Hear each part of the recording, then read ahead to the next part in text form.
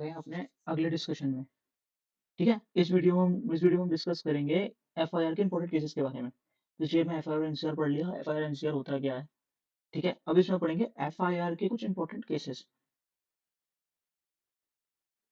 Introduction. If the inordinate delay in filing FIR, जब हम FIR file करते हैं, अगर जो फाइल करते हैं वो लेट हो गया, ठीक है, तो क्या होगा, डिले हो गया, तो क्या होगा, it does not effect the investigation as such, वो इन्वेस्टिगेशन एज सच इफेक्ट नहीं करेगी।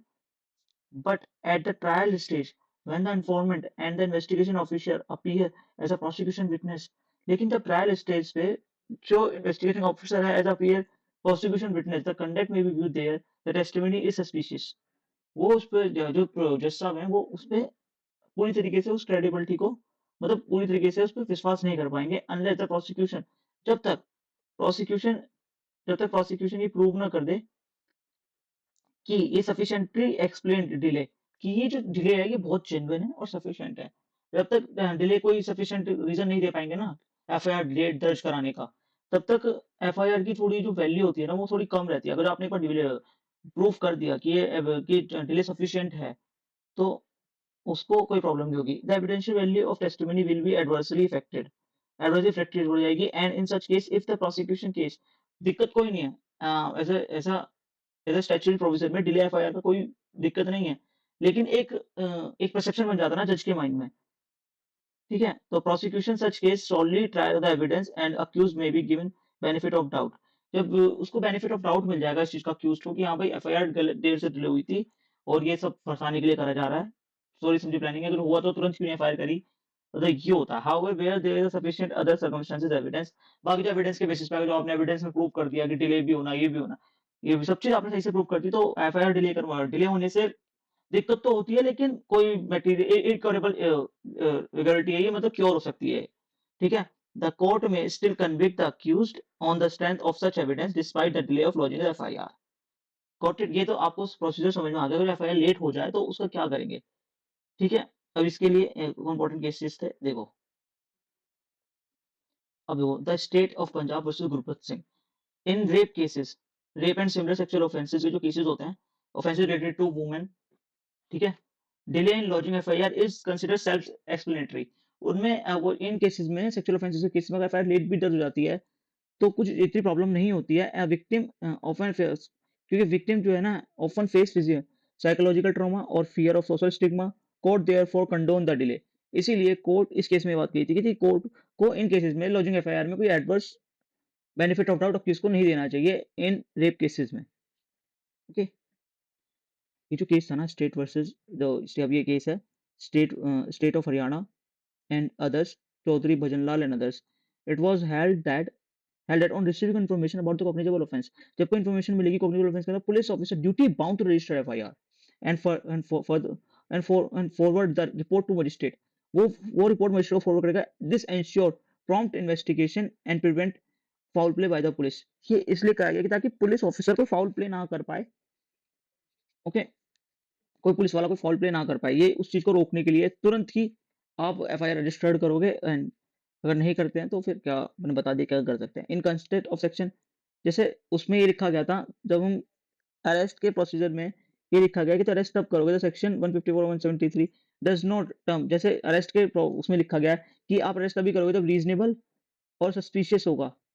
आप अरेस्ट तब करोगे तो आपको रीजनेबल लगे और सस्पिशियस लगे।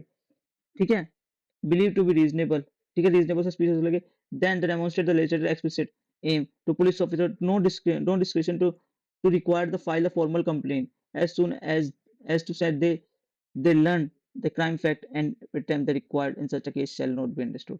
मतलब इसमें ये कहा गया है कि आप अरेस्ट करने से तो पहले ये सोचोगे कि सस्पिशियस है, रीजनेबल है, बिलीव है, ठीक है, लगना चाहिए पुलिस वाले को अरेस्ट करने से पहले, बट एफआईआर लॉन्च करने से पहले नहीं। आप उसकी सुन लो, एफआईआर रजिस्टर्ड कर लो और कुछ नहीं। अगर एफआईआर रजिस्टर्ड नहीं होगी तो ये प्रोविजंस हैं। अगर जो तब भी मना करता है फिर तो यह कर सकते हैं 56(3) में और सेक्शन 30 के साथ, और approach to the police SSP के पास जा सकते हैं। And still not registered, then 156(3) का ऑर्डर लाके जो 175(3) हो गया before the magistrate. And the last remedy is to 482 high court, जो कि 528 हो चुका है before the high court. Got it, ये कर सकते हैं। मतलब इस केस में कहा गया कि आप अरेस्ट करने से तो पहले सोचोगे कि ये रीजनेबल है, ये बन रहा है इस पे के या नहीं। लेकिन आप एफआईआर रजिस्टर करने से पहले नहीं सोचोगे। एफआईआर आपको कोई कॉग्निजेबल ऑफेंस के बारे में इन्फॉर्मेशन दे रहा है तो आपको करनी पड़ेगी एफआईआर रजिस्टर। अब जो केस में जो भजन लाल वाला केस था ना, उसके तो पॉइंट रिआइटरेट करे ही करे थे, लेकिन इस केस में 2 चीज़ और क्लियरिफाई करी थी कि अगर पुलिस वाले को ये पता नहीं चल रहा, अनक्लियर द ऑफेंस, अगर पुलिस वाले को कंफर्म नहीं हो पा रहा कि ये ऑफेंसेस को सर्कमस्टेंसेस को देख के कि कॉग्निजेबल ऑफेंस है, नॉन कॉग्निजेबल ऑफेंस है, then the police officer may conduct the preliminary inquiry. If found to be cognizable, he is duty bound to registered FIR. He is duty bound to registered FIR. अगर उसको लगे कि cognizable है, duty bound to registered FIR.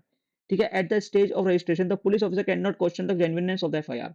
पहले बोला कि genuineness check नहीं करेगा, कितनी झूठी कितनी सच्ची है, वो बाद का प्रोसेस है। He must first lodge the FIR and only thereafter, उसके बाद ही found not genuine, he refuse to investigate the case under section 157 of CrPC, now in section 176। Got it. अब ये देखो सिंपल सिंपल क्लियर हो गया है कि अगर आप एफआईआर लॉन्च कर लो, अगर आपको लगे ये एफआईआर फेक है, आप मजिस्ट्रेट को भेज दो, ऐसा है, इसका केस नहीं बन रहा, मैंने इन्वेस्टिगेट करके देखा और मैं इसको इन्वेस्टिगेट नहीं कर रहा हूँ, ये फॉल्स एफआईआर है। लेकिन आप एफआईआर लॉन्च करने से मना नहीं कर सकते हैं। जेन्युइननेस में आप एफआईआर की बाद में जाएंगे, first you launch the FIR. Got it. FIR launch करने से पुलिस वाले मना नहीं कर सकते।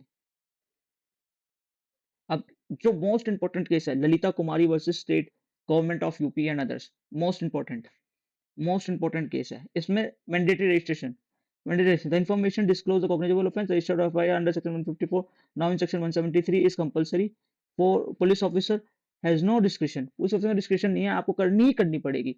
The primary inquiry permissible only the limited cases, कुछ केसेस में आपको प्राइमरी इंक्वायरी करनी पड़ेगी। In some categories the preliminary inquiry not exceeding से, उनमें भी 7 दिन से ज्यादा की इंक्वायरी नहीं चलेगी, may be conducted before the FIR such as matrimonial dispute, family dispute, commercial offences और मेडिकल नेग्लिजेंस केसेस और corruption cases and case is abnormal delay in reporting. और जो लेट एफआईआर लॉन्च करेंगे उसमें भी, ठीक है, इन केसेस में आपको एफआईआर के पहले प्रिलिमिनरी इंक्वायरी करने की परमिशन है, वो भी 7 दिन के अंदर इंक्वायरी करके आपको एफआईआर रजिस्टर करनी पड़ेगी। And no inquiry on genuineness before FIR. कोई मतलब कोई बात है जो पुलिस रजिस्टर में दी, the police can not test the truthfulness and genuineness of the information about registration of FIR before registration of FIR. ठीक है, और accountability, the if the FIR is not registered, the police officer concern may be face disciplinary action. उसके साथ disciplinary action, ठीक है, FIR के अगर disciplinary action may be taken.